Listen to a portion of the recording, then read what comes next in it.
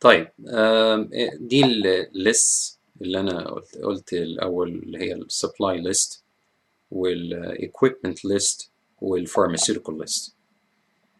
هنخش على الفاسيلتي او المكان اللي انت بتختاره عشان تعمل فيه المستشفى الميدانيه بتاعتك. الاول في الديسيجن بتاعك هيأثر كتير على الافشنسي بتاع المكان. هتعمله اندورز ولا اوتدورز؟ الافضل اندورز، لان الويذر مش هيبقى فاكتور كبير. مطرت ما مطرتش والايشوز دي. الاندورز كمان عاده بيبقى سيفر. السيفتي مهمه، يعني المكان اللي اختيار المستشفى ما ينفعش يبقى في مكان فيه ضرب غاز كتير، يعني الدكاتره هيبقوا patients، فلازم تبقى المستشفى الميدانيه بعيده شويه عن الفرونت لاين. ده ديسيجن برضو لازم تعمله كجروب، وغالبا التشيف مع تشيف اوف بيرسونال مع اللوجيستكس مع يعني كوميونيكيشن. ده ديسيجن بتعملوه في الاول خالص وبيفرق على الافشنسي بتاعت العياده الميدانيه. اللاي اوت بتاعك، الفيزيشن اريا المفروض تبقى سنترال، والاماكن اللي هي الستريتشرز او سراير او الاماكن اللي بتشوف فيها العيانين على الارض تبقى surrounding you.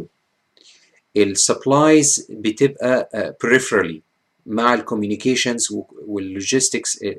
الاماكن اللي بتعمل فيها مثلا غيارات للجرح بيبقى جنبها السبلايز بتاعتها. كل حاجه تبقى put strategically بحيث ان ما يبقاش فيه كروس ترافيك، ما يبقاش انت رايح يمين وشمال وبيبقى فيه حركه كتيره ملهاش لازمه. مثلا مكان السيرجيكال اللاسيريشن ريبيرز والكلام ده، حاجات اللاسيريشن موجوده جنب المكان اللي بيتعمل فيها الريبير وهكذا. الفلور يفضل ما يبقاش كاربت، لان ده بيبقى سويلد، ولو في دم او كده بيبقى انفكشن هازارد او يعني الفلورنج اللي هو ممكن مثلا مشمع او حاجه تقدر تنظفها وتعملها ديسانفكت بسهوله. يا ريت ما يبقاش حاجه impermeable to water or body fluids، ويبقى سهل تنظيفه وحاجه durable. حاجه durable. انا اديت اكزامبل مشمع. انتوا اكيد في حاجه بتستعملوها، او بيبقى ساعات البلاط بس يبقى مكان ما فيهوش كاربتنج كتير، لان ده لو عيان نام على بلاد ستين بتاع عيان تاني ده انفكشن ريسك. اوكي.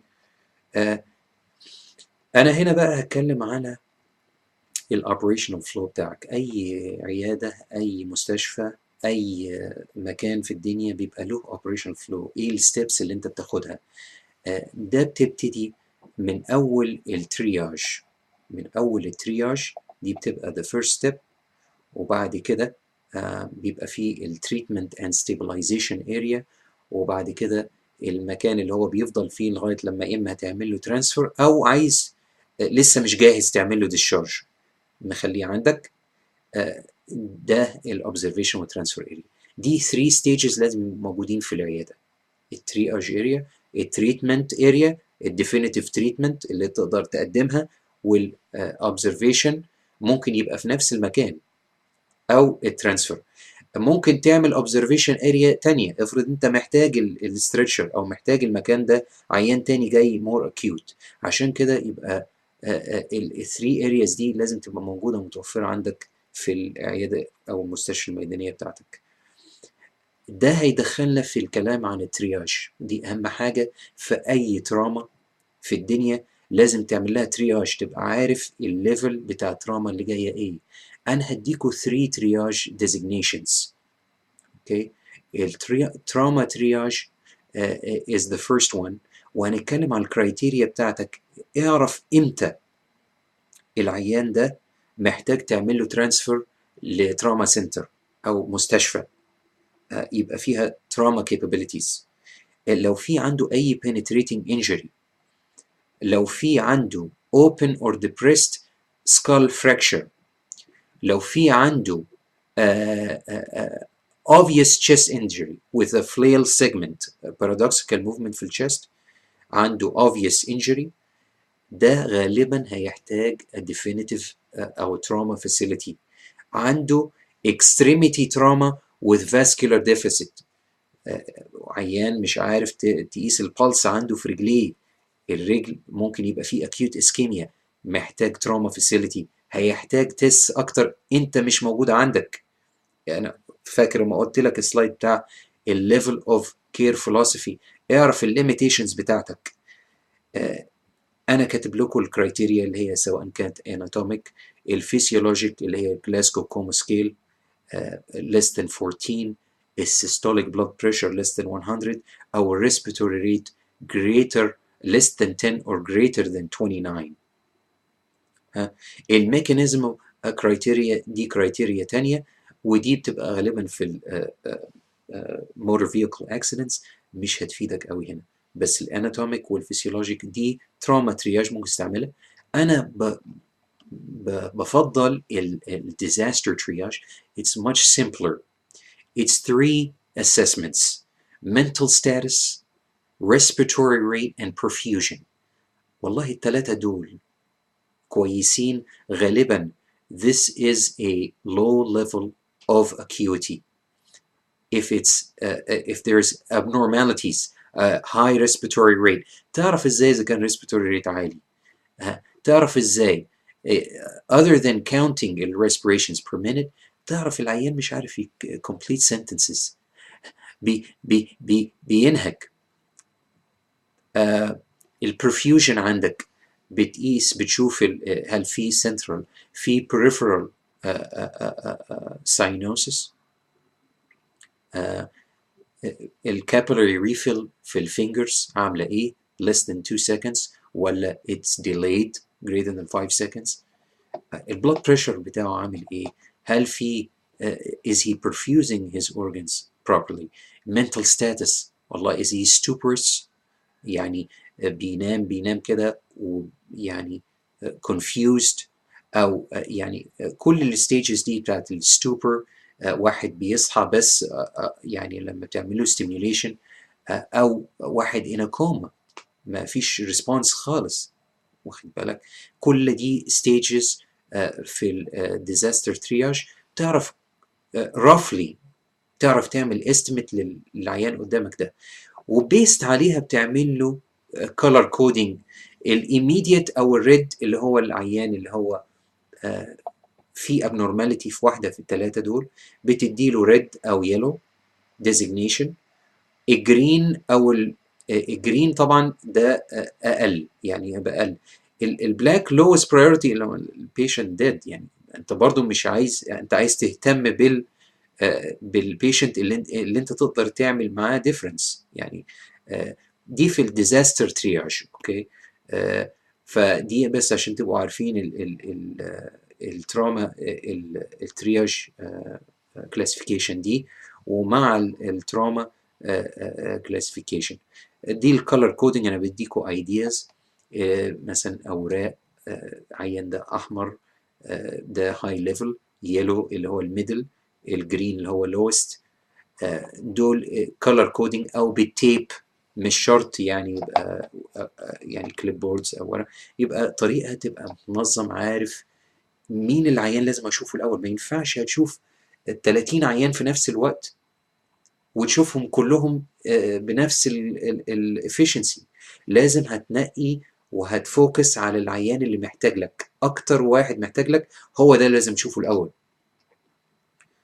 احنا اتكلمنا على الكالر كودينج.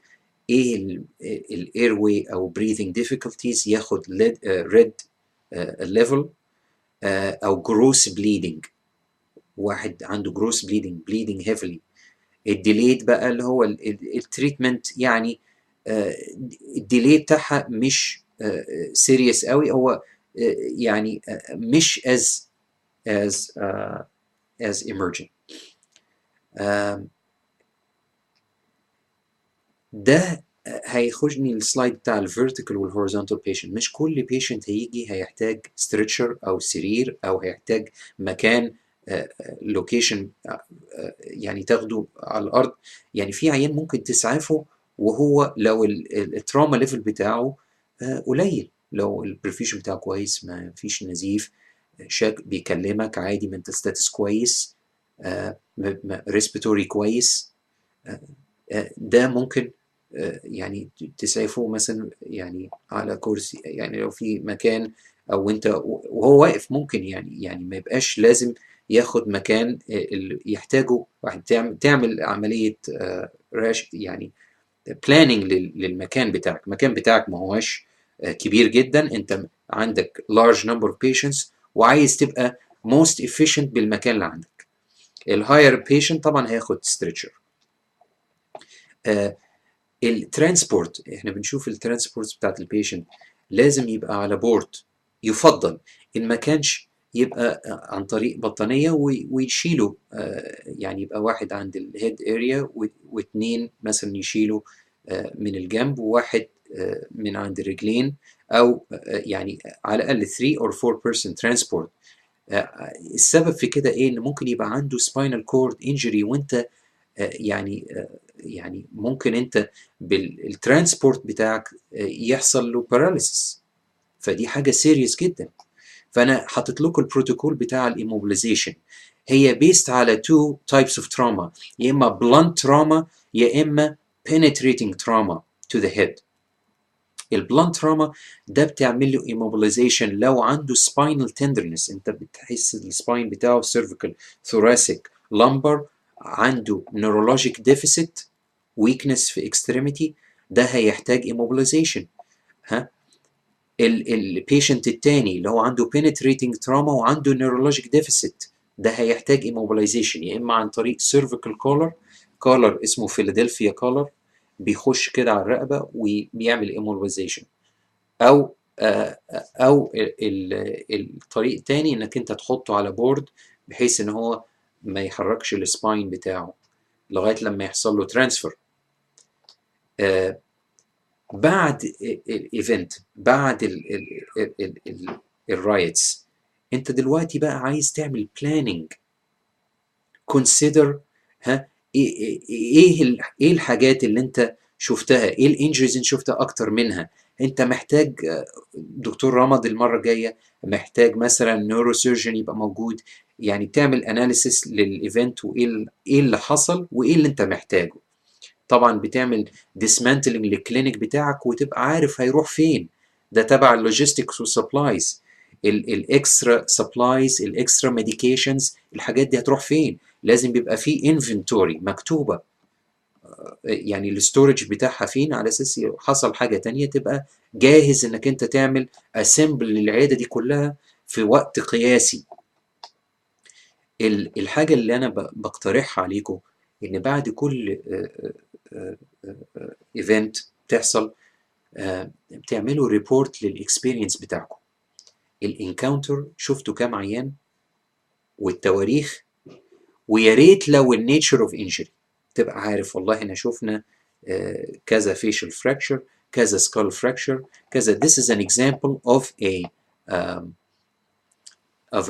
report of an experience in a مستشفى ميدانيه، بيديكوا example، طبعا اعداد بسيطه بس بتبقى عارف التايبس اوف انجري والنمبر اوف بيبل.